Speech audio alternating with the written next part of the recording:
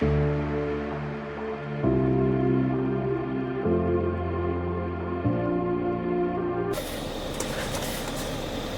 guys, welcome to Bilalism. A new day, new episode, and a couple of things that I wanted to cover. One is that please stay tuned. I will be doing this from a much better, more stable place, more like, not exactly like a studio, hopefully it's, well, maybe like a studio, where I would sit down with people that I think know a certain bit, about the topics that I'm trying to discuss on a daily basis, and I am really looking forward for this to basically get to that point. But thank you for all your support, thank you for listening, thank you for watching. It only kind of helps, understanding what needs to be covered in episodes like this.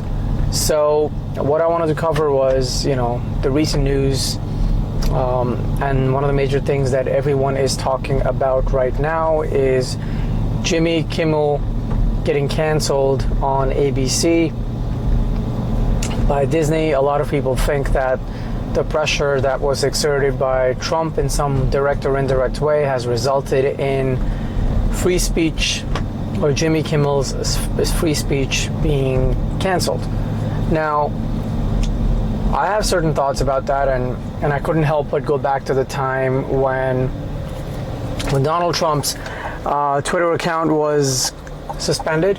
His Facebook account was also suspended, and he essentially was not allowed to speak what was on his mind on a major social media platform.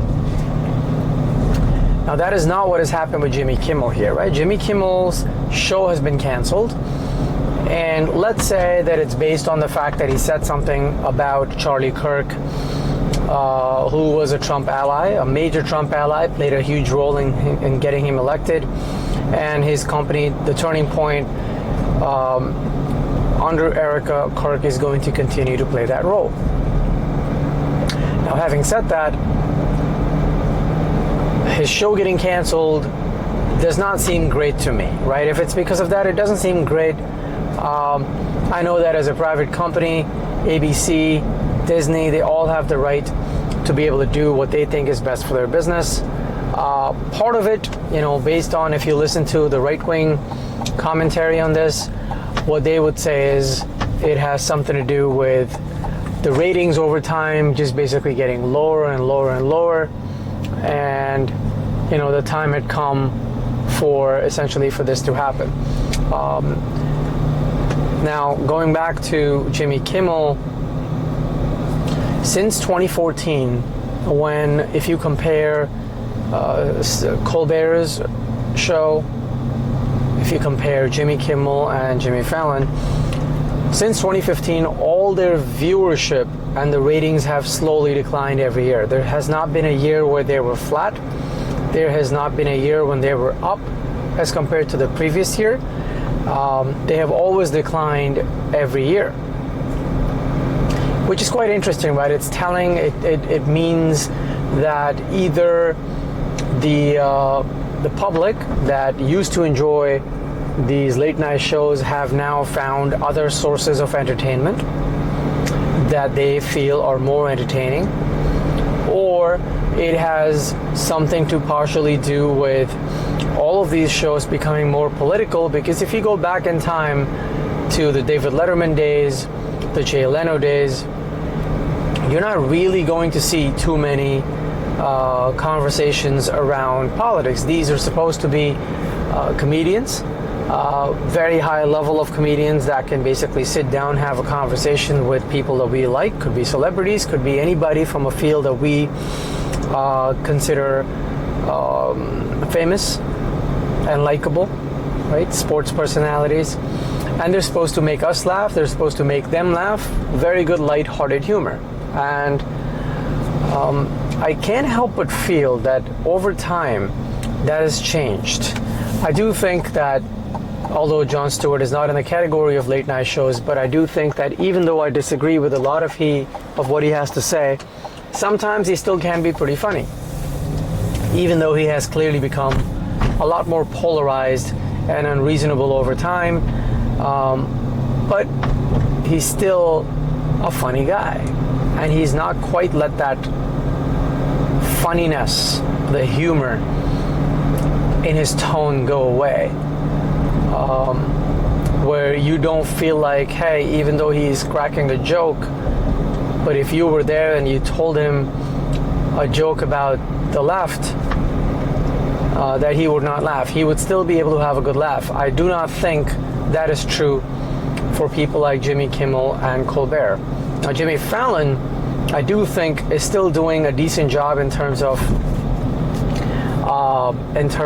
maintaining the spirit of what late night comedy is. I think it's still entertaining to watch when you can watch, but sometimes you can't help but feel with Jimmy Fallon, and this is a completely separate criticism and not related to his politics, you can't help but feel sometimes with Jimmy Fallon that he's an empty shell where, you know, things are just done for him and he's just following instructions. Doesn't seem brilliant. Let me just put it that way. It does not mean that he can't host a show like that successfully, because he can, but he doesn't stand out to me as an absolute brilliant person to be doing that. So anyway, so coming back to the point I was making, so I think some of this, you know, Stephen Colbert's show coming to an end at the end of this year, and Kimmel's show getting suspended or canceled, we don't know, I think has a lot to do with the overall decline of their shows, more than just one incident. I do not think, and look, I'm a businessman, obviously nowhere close to the businessmen that run companies like Disney or the CEOs that run companies like that. However, what I can tell you is that these decisions are never by businessmen. Businessmen don't make emotional decisions, or successful businessmen do not make emotional decisions. They are always based in fact, in terms of, and the fact would be, you know, some kind of evidence that their business has slowly been declining. And they, at some point, you know, first, if you have a good product, which I'm assuming when they hired these three individuals, they were all considered good assets to have to be running these shows. They would go out there, represent the channel, represent what the channel is trying to achieve in that time slot, and they were expected to do a certain job, and they were doing a good job, but then at some point the decline started. Ironically, the decline kind of aligns with, you know, Trump's politics getting started and everybody getting distracted by it. But I do think that these three individuals would have done better for themselves and for entertainment had they not gotten distracted by the whole Trump train that started in 2014 and 2015. Although initially they were pretty nice to Trump. It's a whole another story for another episode, another conversation. But coming back to what I was saying, so these shows are on decline, and Fallon is continuing for now because he is still higher in terms of ratings than Colbert and Kimmel. But I think it was a matter of time when Kimmel was going to get the boot. So I'm pretty sure, whatever negotiations that they're having now about the show, if any, they would include his falling ratings. We're never going to hear about it because the news media would want the conversation to be more about him going after Trump, so they can get that, juicy story that Trump is a fascist and Trump is trying to control free speech and yada, yada, yada. But if you compare this cancellation with the Trump suspension on social media, the difference is that essentially Trump was told that no one in this country, once you're not president, no one in this country should be able to hear what you have to say about anything, because he was taken off all major social media websites and apps. That is very different from what is happening here, right? Jimmy Kimmel still has his own online presence. He can start his own show right? I mean, sometimes companies make terrible decisions and they go after people they don't quite like, or they have favoritism and whatnot. But those people then have the power to do something about it. A great example of that would be Tucker Carlson. When he got suspended, or his show got canceled and he got fired from Fox News, he at that point was able to go and start his own show.